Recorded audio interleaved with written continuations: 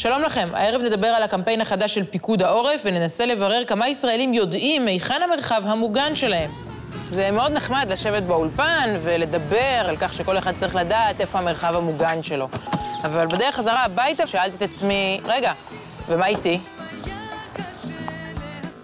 האמת היא שאנחנו גרים כאן כבר 4 שנים ולא נעים להודות, זאת הפעם הראשונה שבה אני הולכת לבדוק את המקלט שלנו.